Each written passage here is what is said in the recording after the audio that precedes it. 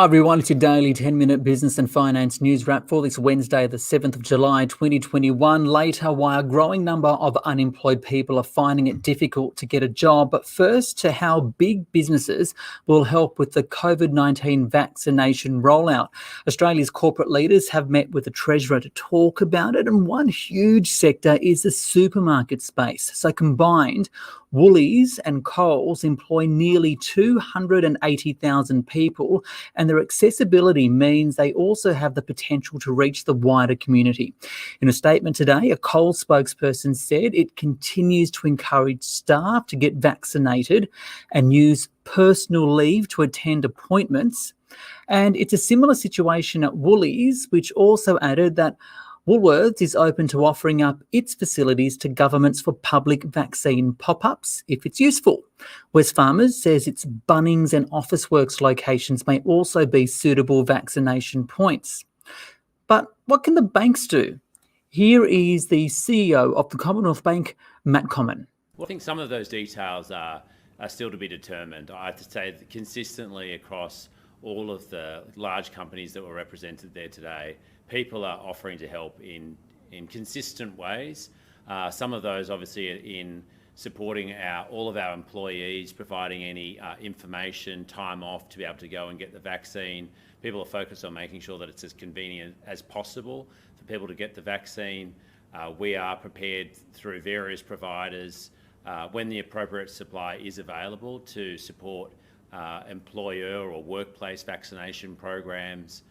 We'd be prepared to offer our employees, if they wanted to take some volunteering time, to help with some of the administration, because I think when you stare into the broader program of both mass vaccination hubs and decentralised locations, there's quite a lot of work to do.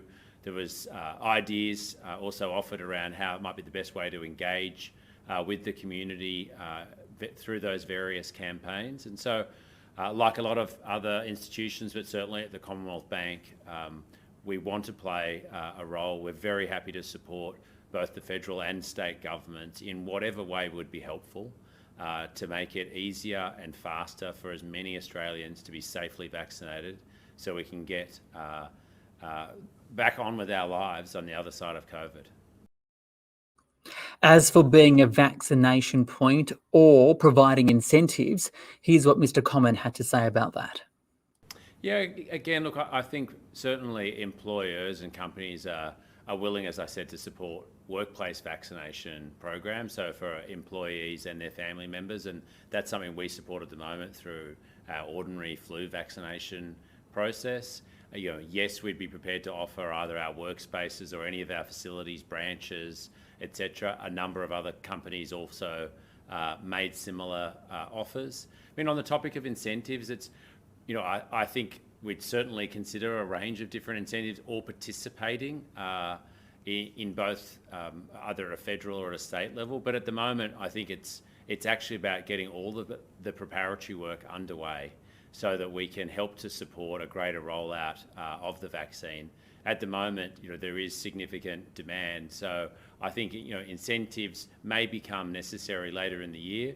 But I also think actually, as it becomes clearer about what liberties will be available to people, and you've seen internationally, if you're not vaccinated, you can't go to sporting events, you can't go to music concerts. Inevitably, your ability to travel will probably be impacted as well. So I suspect that there will be a range of different ways that people will ultimately hopefully be encouraged to support the vaccination rollout and to get the jab. Matt Comyn there, he was speaking earlier with SBS Canberra reporter Shubha Krishnan. Okay, to the Australian share market now, which rose by 0.9% on the S&P ASX 200 to 7,326 points. Technology stocks led the gains. For more, I spoke earlier with Tribeca Investment Partners, June Bailu. June Bay, yesterday the Reserve Bank said it isn't too concerned about the lockdowns around Australia because spending typically rebounds once the restrictions ease, right? What does the market think though, especially as Sydney has its lockdown extended today? Look, market absolutely agrees with our Reserve Bank, and the market is raging higher, even though Sydney now just found out that we have another week of lockdown.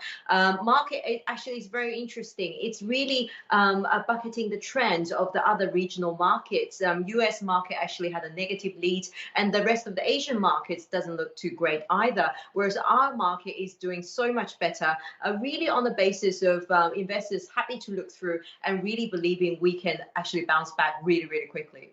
In light of the RBA commentary yesterday, what's the market, though, thinking about the timing of interest rate rises? Yeah, look, the market is still not too concerned. The market still believes that the interest rate will be at least 12 to 18 months away. And so if you look at all of the other measures, the fixed income, the bond yield, everything else seems reasonably stable. So market is not too concerned. What does this all mean for investments, and what are the opportunities right now? Of course, look, this actually bodes really well for investments. It's really good for the share market, just given our economic recovery is still on track despite the short-term disruption with the lockdown. Interest rate will continue to be pretty low for quite some time. It's good for the share market. What about today, though? Shares are doing well. What or who are driving the gains? Look, today is interesting. We're seeing it's all about tech and growth companies. Many of them have gone up between 5 and 6%. It just seems the broad-based rally on some of those growth names. It's really all on the basis of the interest rate expectations are not as steep increase as previously expected. So we're seeing this across the globe, in the US market as well as at home. Jinbei Liu there from Tribeca Investment Partners. Now to jobs. A growing number of unemployed people are finding it difficult to get work, despite hundreds and thousands of roles being advertised online. Today, the Bureau of Statistics said 2.2 million Australians who are not working wanted work in February. Of them, 1.4 million say they're able to start working immediately, but not all of them are officially classified as unemployed, though. And a recent ANZ job survey found nearly 214,000 jobs were advertised online in May, while the ABS said today 9 out of 10 people say they are having difficulty finding work. The most common reasons reported were too many applicants for available jobs. For more, I spoke earlier with ANZ economist Catherine Birch. Catherine, the ABS says 2.2 million Aussies who were not working wanted work, but I guess only 800,000 of those are actually classified as unemployed. Still, what does that say about the labour market and the potential for a lower unemployment rate? Well, we expect that more of these potential workers and discouraged workers could actually rejoin their workforce. The reason for that is that we've seen very strong employment growth recently. We've seen the unemployment rate falling quite rapidly, as well as underemployment. And when the labour market improves, people think they are more likely to find a job, so they're more likely to restart looking for a job and gaining employment. So we're actually expecting the participation rate, which is the number of people in the workforce, either working or looking for work. We expect the participation rate will continue to rise, even though it hit a record high in March, as more of these people feel like they'll be able to get a job again. Catherine, here's what I find interesting about today's data, though. Your latest job survey showed that 211,000 jobs were advertised online. Today's data, though, showed that of those wanting jobs, many say that there were too many applicants for available jobs, though. So what does this suggest, and how does one fix it? So this actually contrasts with SEEK data that show that applications per job ad are at the lowest level since 2012, and that's across states and territories in different industries as well. It may be that people are having different experiences when applying for jobs in different occupations. So for example, since the pandemic began, we've actually seen employment increase above pre-pandemic levels for the highest earning occupations. But it's actually only at or below pre-pandemic employment levels for those in lower or middle income earning occupations.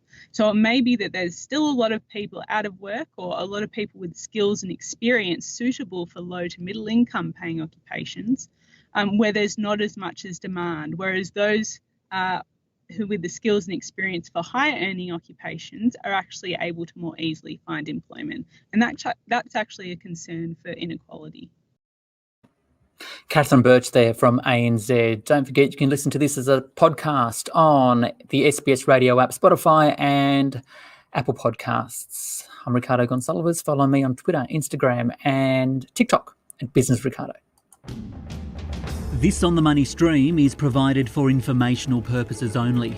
The content in this stream should not be understood as constituting advice or a recommendation. It's not personal advice and it doesn't consider your personal circumstances or objectives. You should contact a licensed professional before making any financial decision.